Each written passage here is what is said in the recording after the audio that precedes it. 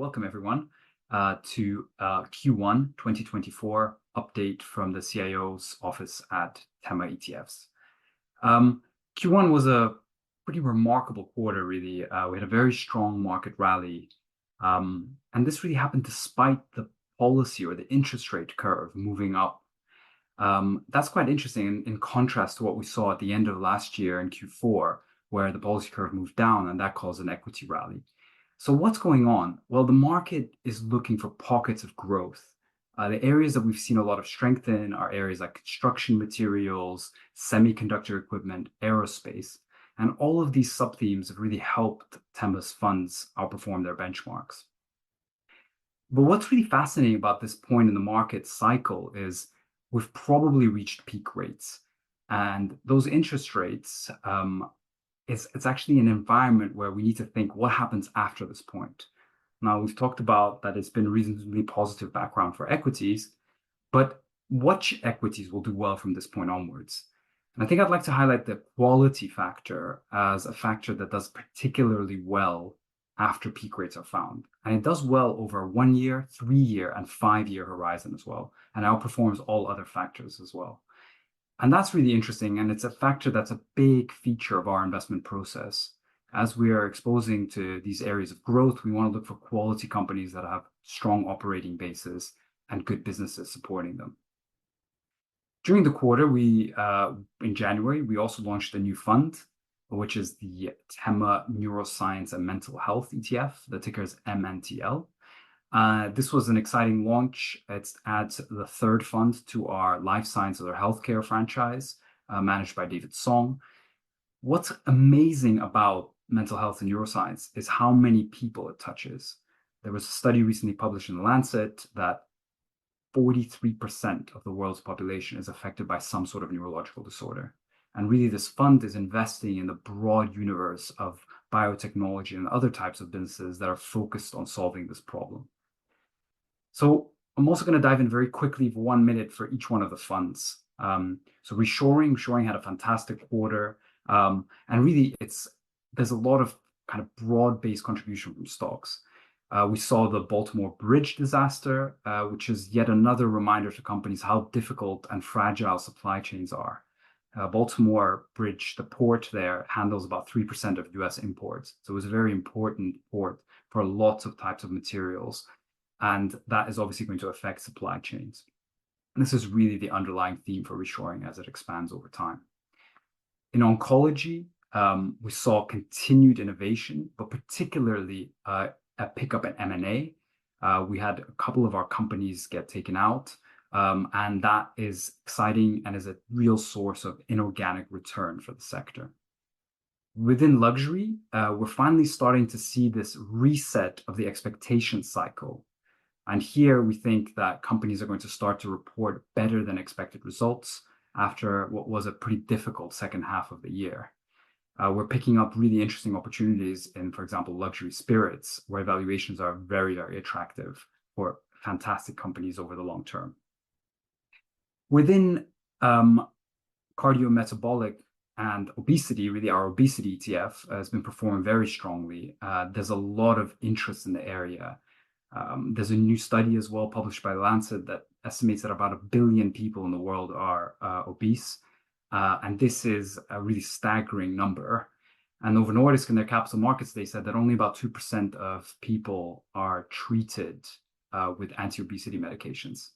So there's a huge potential here for the obesity market to expand, especially as we start to show data that it works in all the various diseases that are associated with obesity.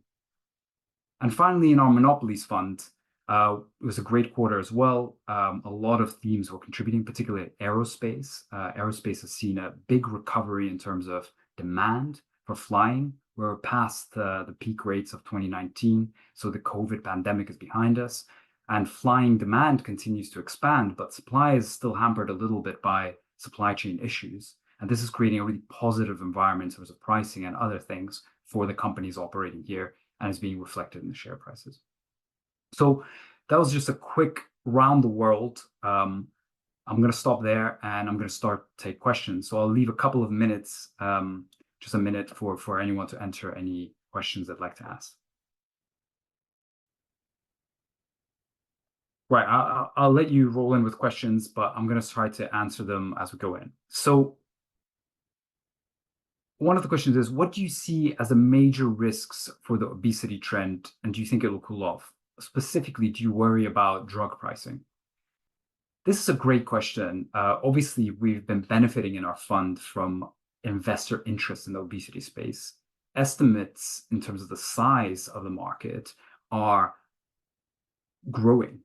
So Goldman Sachs last year was estimating it could be a 100 billion market. Morningstar is starting to say that it could be 150 billion. We think these numbers are going to keep going up.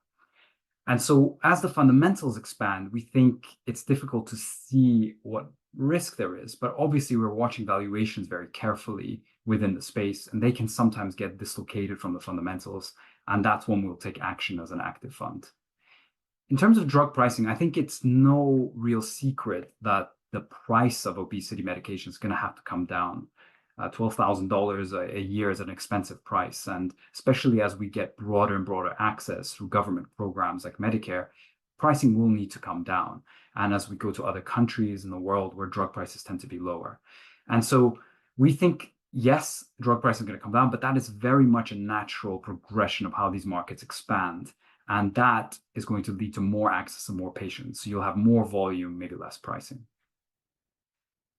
So the next question is reshoring purely about industrials? That's a great question. I actually, it's one of the areas that we've been doing quite a lot of work on in Q1. Obviously, the fund is mainly exposed to the industrial sector, and that's, as I said, the returns have been broad-based. It's across construction, electricals, testing equipment, all kinds of things have benefited from the reshoring trend in the US. But these stocks have run really hard, and we're looking to see if we can reallocate some of this capital into other areas as the reshoring trend broadens out, especially as we've got an election year this year. And one area that's particularly interesting is healthcare. Healthcare is another area where the US is extremely dependent on supply from other countries.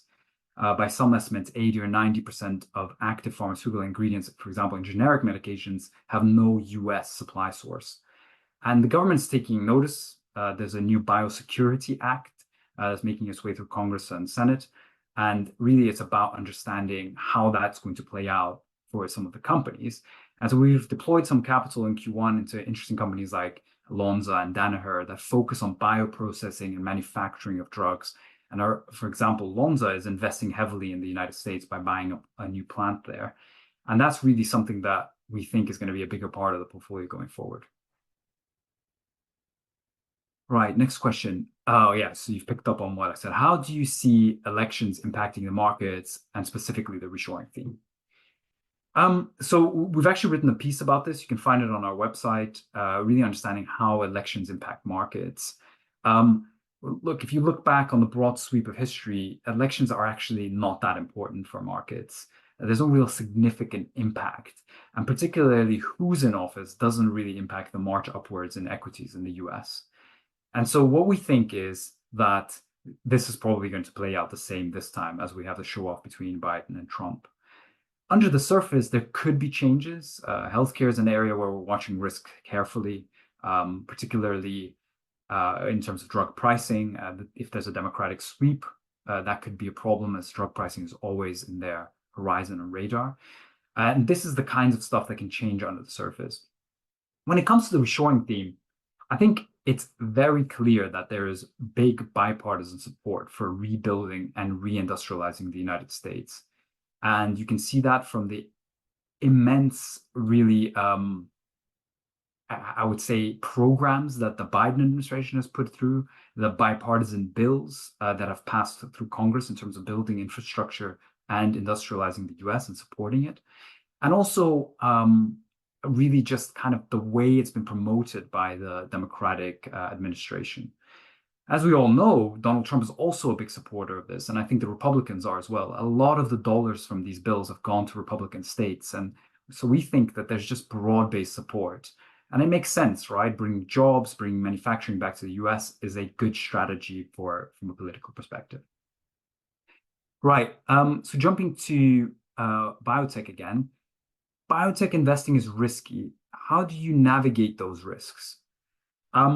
I think it's a great question and something that I spend a disproportionate amount of my time as CIO thinking about. First of all, it really starts with having a fantastic fund manager in the shape of David Song. He's an MD, PhD, CFA. He's got 25 years experience investing in, he has 25 years industry and investing experience from places like Balyasny, Millennium, and Rockefeller. So he really knows how to manage risks because, as correctly pointed out, for some biotechnology companies, there's a possibility that the stocks will go to zero. And so we build balanced portfolios that come out in the end that spread across what I would call emerging biopharma stocks where that risk exists, but other areas like growth and more established companies to balance the risk profile of the stocks. Similarly, we run very tight risk models to really understand the risks we're taking and making sure that we're not taking undue risk. The main thing is that it's very much risk management is ingrained in our process. So unlike buying a passive fund investing in biotech, you've got someone really looking after and making sure that we're not there, the risks are being monitored and action is taken. So another question here, jumping to one of our other funds, which is Toll. How do you see investors using a fund like Toll? We get asked that question a lot by advisors when we're having conversations with them. And I think many advisors see this as a very interesting complement and a really interesting alternative to core allocations. A lot of them are weary of the concentrations in the marketplace. As we know, the Mag 7 stocks are representing 30% of the S&P 500. What that means is that what was historically a broad-based index, core allocation, if you will, you're really taking a lot of single stock risk, and a lot of advisors are really comfortable with that. And what they'd like is some way to diversify that growth that you might get from the Mag 7 and also some of that quality features as well. And Toll really fits into that. It's focused on long-term, durable, monopolistic businesses that are going to be around for a very, very long run.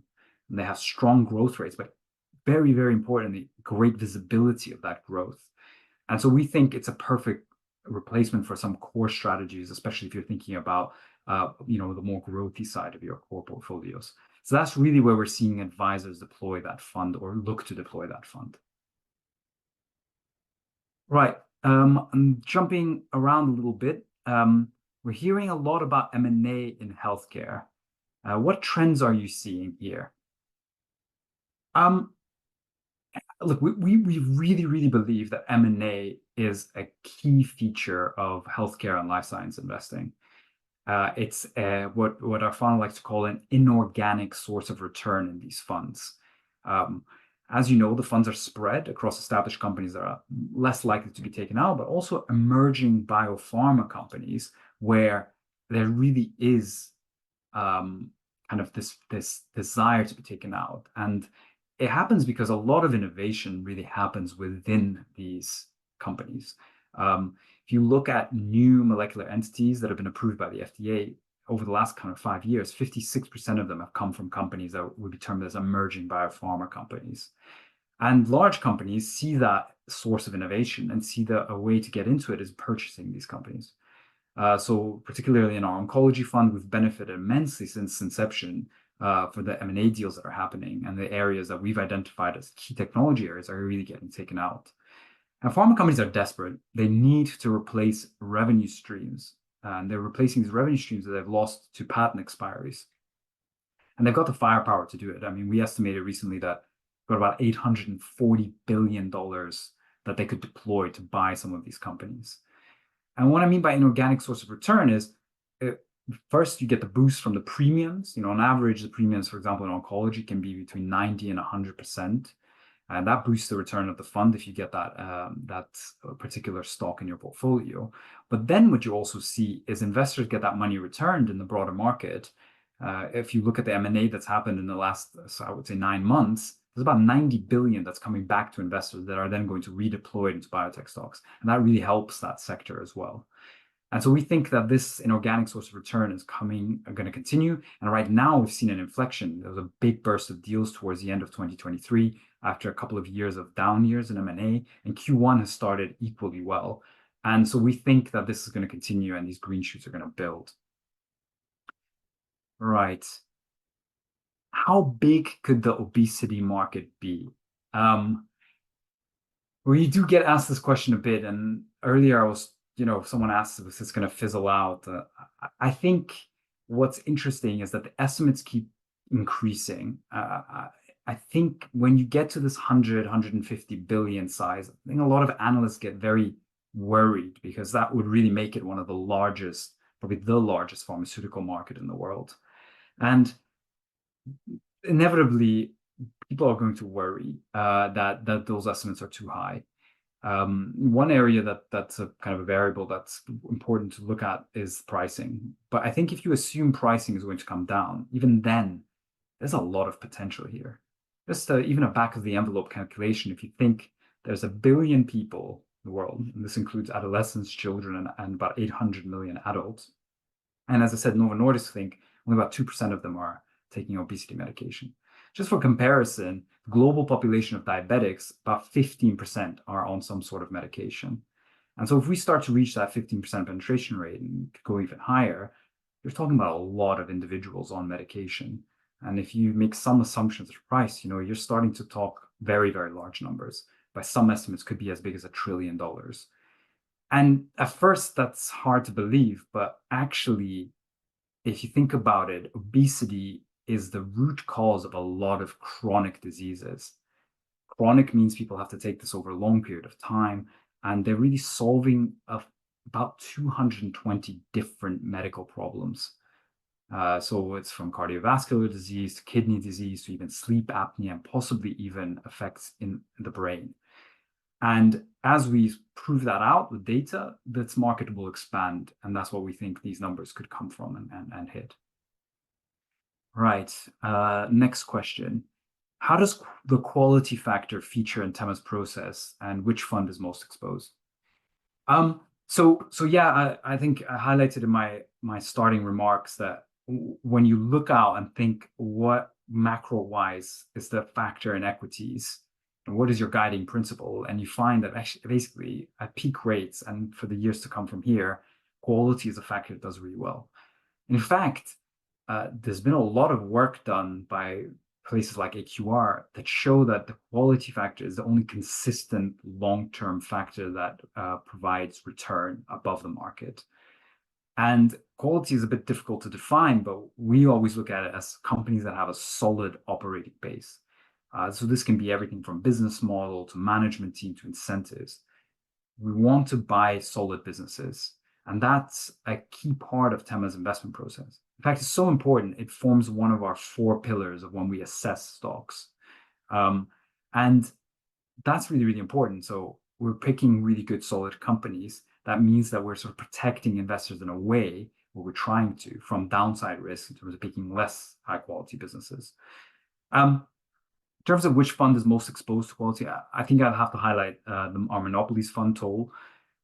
These are, it's very much core to what Toll is doing, is finding companies that are higher quality. And if you start with market share and dominance of a particular industry, often you end up with a high quality business in terms of its financials and the way it's run. Of course, you need active management to decide which of these monopolistic businesses are actually good quality businesses that are reinvesting for the future instead of maybe what is a temptation of a monopolist to milk what's out there. And so what we think is a Toll is really the one that's exposed most to the quality factor and should do really well from here on out, given the macro environment. Right. Next question is, do you think the reshoring trend will fizzle out? It's quite interesting to think about whether that's going to happen. I think we draw a lot of confidence that we think that this could be a multi-decade trend. And we draw that confidence from the fact that it's actually started quite a long time ago. The idea that right now what we're seeing in terms of the fragmentation of the world, deglobalization, trade wars, and wars are kind of a new thing in the last year or two. It's actually not true. It's been going on for, I would say, maybe between 7 to 10 years already. And that means the trend is really ingrained already. The share of world trade, you can see that kind of, it's a lot of globalization type metrics have topped out. And they topped out 5 years ago. And so we like trends that maybe the market wasn't aware of, but actually started way earlier than everyone thought. That means they have durability, they have roots in a way. And then what we're seeing is things just getting worse and worse. Of course, you had the pandemic, but supply chains continue to be hampered. This year and in the last sort of 12 months alone, you've had the Suez Canal, a drought in the Panama Canal, and the unfortunate the Baltimore Bridge disaster. All of these things are affecting supply chains for companies. And the decision really in the boardroom is, well, when I'm going to build my next manufacturing facility, should I really be doing it abroad? And a lot of them are making the decision to build that manufacturing facility in the US. There is a boom in manufacturing construction in America right now. It's been written about a bit in Wall Street Journal and places like that, but probably not nearly enough. We're building at a record pace new manufacturing facilities across future types of technologies like battery technologies, semiconductors, electric vehicles. And that's really a powerful driving force that's going to be with us for a while. And then you've got the government as an accelerant. And as I said before, there's bipartisan support for this. So I think that over time, these forces are going to stay in place as macro forces and these geopolitical forces. They don't really go away overnight. Once they get ingrained, a new trend forms, and this can be multiple decades long. And a lot of other investors are waking up to this and seeing who are the winners. And a few prominent investors have started to mention this as a theme. So we think that it's got legs and it's probably not going to fizzle out anytime soon. Right. I think that's it for questions. Kind of neatly wraps us up at 25 past. I want to thank everyone for your interest in Tema ETFs. As usual, you can find way more information about our funds and about our investment process on our website. We've posted a couple of articles, one particularly focused on investing in life sciences in a better way, and also one about how to position your portfolio for the US election. But we write a lot of interesting research about our themes, but also about broader things going on in the market, which you can subscribe to our newsletter if you head to the website. So we think, again, thank you so much for joining us today, and I want to wish you a great rest of your day. Thanks very much.